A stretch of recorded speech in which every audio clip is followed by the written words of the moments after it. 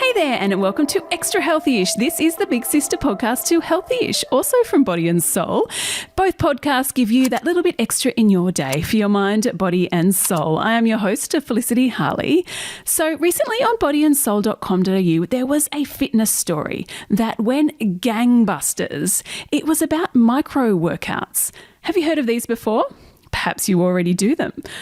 To me, it sounded peculiar having micro and workout in the same sentence, but micro workouts are a thing, and apparently they can burn some serious kgs. To get into the nitty-gritty of what this all means, I asked Brodie Hicks, General Manager of Training at the Australian Institute of Fitness, who also appeared in our online story, to come on Extra Healthy-ish and fill us in.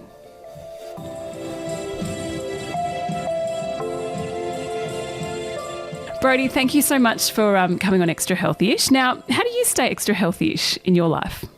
Thanks for having me, Felicity.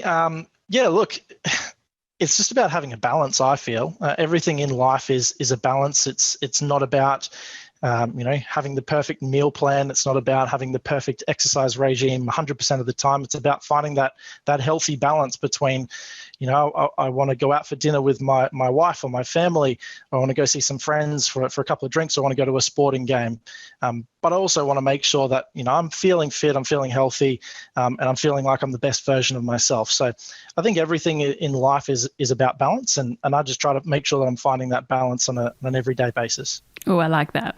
Now, just to recap, for those who didn't listen to Healthy-ish, we talked about micro workouts. What is a micro workout? Yeah, so a micro workout is essentially an abbreviated version of a full HIIT style session. So the HIIT style sessions we all know and love, or love to hate, the ones that go for around about 30, 45 minutes sometimes. Yeah, definitely the love to hate. Sometimes even up to 60 minutes. Essentially, it's an abbreviated version of that. So we're looking at 8 to 12 minutes of high intensity interval training that really can be done anywhere or anytime. So talk us through the benefits. What does the science say? We did go into these briefly in Healthy-ish, but what are the benefits, say, I suppose, for physical health and potentially for mental health? Do you still get that endorphin rush, that endorphin kick that HIIT gives you? Yeah, most definitely. Anything that we do get from the HIIT session, we are going to get from the micro workout, because it is essentially the same style of training. The biggest thing that we see from the long-winded HIIT sessions that are that 45 to 60 minutes in length is the pure amount of calories that we will burn in that period of time. It's just a really long and sustained period of an elevated heart rate, which is going to end up meaning that we do burn more calories. However, the science of micro workouts does suggest that we do get very similar responses just in a shorter period of time. So we may not expect to see as much amount of calories burned as if we were to go do a full 45-minute HIIT session. However, the physiological response from the body is the same. And the biggest benefit that we do see is this theory called exercise post-oxygen consumption, or it's shortened to EPOC really, which essentially means that when we're in a workout and we're working really, really hard, our body can't supply the amount of energy that we need to be able to do that exercise purely through oxygen. So we use a means of producing energy called anaerobic metabolism, which essentially is energy that is stored within the body, and we do reproduce it, but we can only do it in short bursts. And when we do that, the body essentially creates a debt. It takes all of this energy, and at the end, we have to repay back that debt. It's just like taking a loan from a bank. So the way that we do that is once we've finished exercising and we stop and we sit down, and you'll know this even in yourself, if you go for a run and you stop immediately, you don't immediately come back to your resting level of breathing. It's a bit elevated for even 4 or 5 minutes. What we don't realize is that our breathing rate and our heart rate is actually elevated for much longer than that. Although it's not consciously observable, it is elevated for a significant period of time because we're repaying that debt. So what we do see out of these micro workouts is a great response after the workout, where we have these elevated rates, which means that essentially we're still burning more calories than we would be if we were just sitting at rest. So what are the downsides? You've sold it to me. I'm up for doing a micro workout, but surely there are some downsides. What are they? Yeah, look, there's always downsides to anything that we do, I suppose, whether it's time, whether it's a cost or whatever it may be. I suppose the biggest downside to micro workouts is that we are somewhat limited into the other adaptations that we may see. So I've spoken a lot about how many calories we'll burn. And so obviously you can see that there's a great benefit to micro workouts with regards to weight management or weight loss or whatever you want to call it.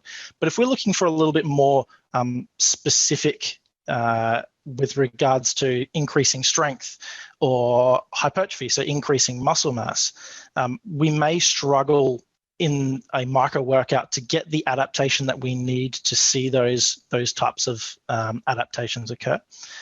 So there are definite downsides to it. However, in my professional opinion, I do think that the micro workouts have a great role in getting people into health and fitness, getting people exercising, getting people moving, especially when we're quite time poor these days. Yeah, and what about, we've talked a bit, you say they can help with, say, fat loss and weight loss. What about if you want to increase your fitness levels? Do they help with this? Yeah, fitness is a very broad term as well, and I suppose we can look at fitness in a number of ways. What it isn't going to do necessarily, it's not going to help you prepare for a half marathon. If your plan is to go and do a half marathon or a marathon, unfortunately, the only way you can prepare for that is to go and get the K's in the legs. Go and run. But we can look at fitness from an anaerobic perspective, and micro workouts will definitely assist in improving those aspects. Because we are working in that anaerobic zone, like I mentioned before, the more time we spend in there and the more we ask of ourselves in those zones, the better our body is naturally going to get at sitting in those zones. So we can definitely improve fitness. I suppose it just depends on what kind of outcome you're wanting to get. Are you wanting to get really good at those longer distance events, whether it's cycling or swimming or running? Probably not. If you're wanting to get better at those really short, sharp bursts of physical activity, then most definitely micro workouts are going to help. And what about strength training? You said it's probably not the best for this. Can we get any, especially women, we're so conscious of the bone density, as we get older, we lose it.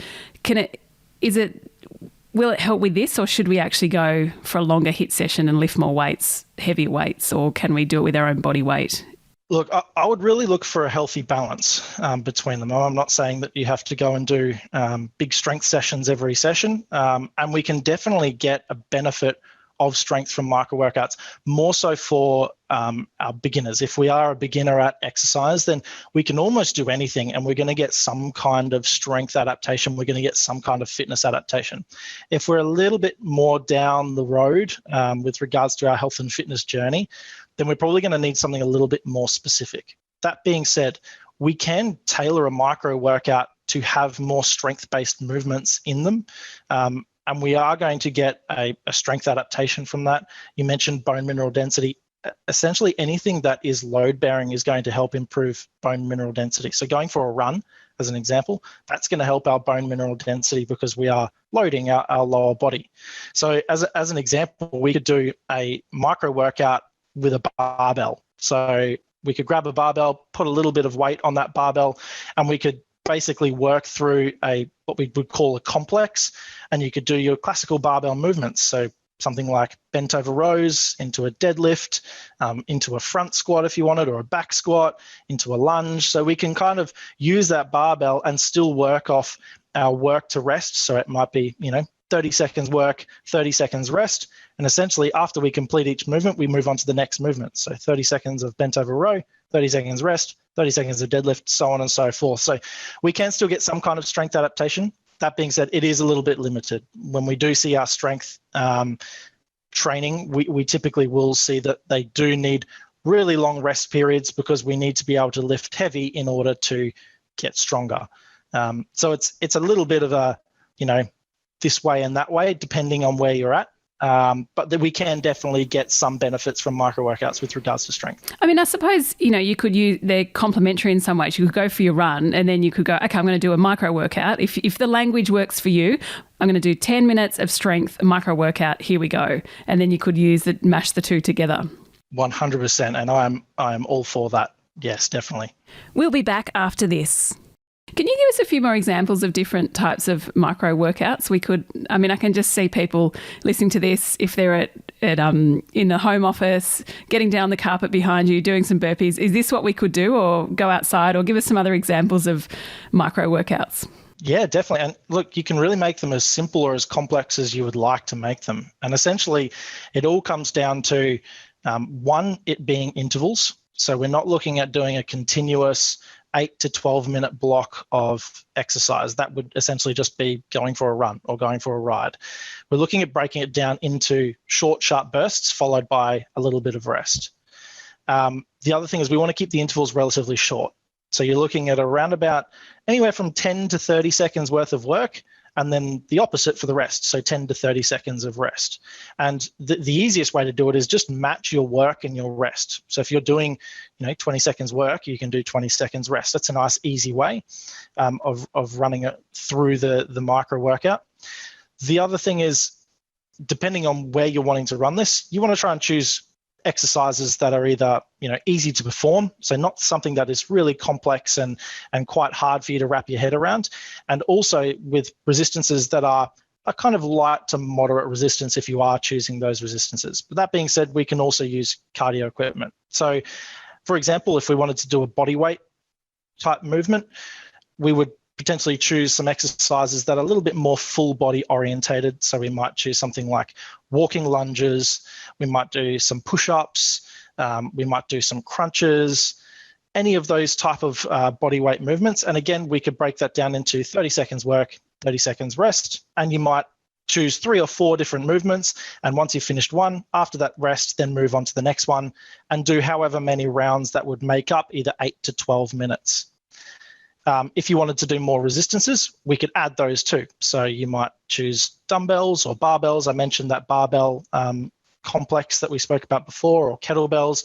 And again, choose movements that you enjoy, that are relatively simple, and those light to moderate weights. If you're really cruel, you can go down the cardio path, and there's lots of really mean pieces of cardio equipment out there. The assault bike's one of my personal favorites for absolute pain. And again, you can just split that up into work to rest periods, 30 seconds work, 30 seconds rest, 45 seconds work, 15 seconds rest if you're a little bit more advanced. Essentially, the more work you give with the less rest, the harder it's going to be. So if you're a beginner starting off, I might look at a little bit less work, maybe 20 seconds work, a little bit more rest. It just gives your body a bit more time to recover between rounds. Intermediate, you can match them. Same work as rest, and advanced, push it. So more work, less rest. And so basically you want to go, just say you're doing sit-ups or whatever, you're just going hard, like really hard, as hard as you can go for that 20 seconds, and then 20 seconds off or 10 seconds off, whatever suits you. Definitely. The aim is to get your heart rate up. So we don't want every movement to be really slow and controlled. That would be more reserved for your typical strength session. So it is about getting your heart rate up. But obviously we want to be conscious of what does our technique look like when we're doing this? Are we putting our body at risk? Are we kind of going a little bit too hard and too fast here? The other thing that, and I always make this mistake as well, the first 2 or 3 rounds, you feel great and you can power on to it. Absolutely. The back 7, not so good. What was I thinking? We want to be a little bit conscious of that. Yeah, exactly. We want to kind of think of that as we're going through. Maybe don't go 100% at the start.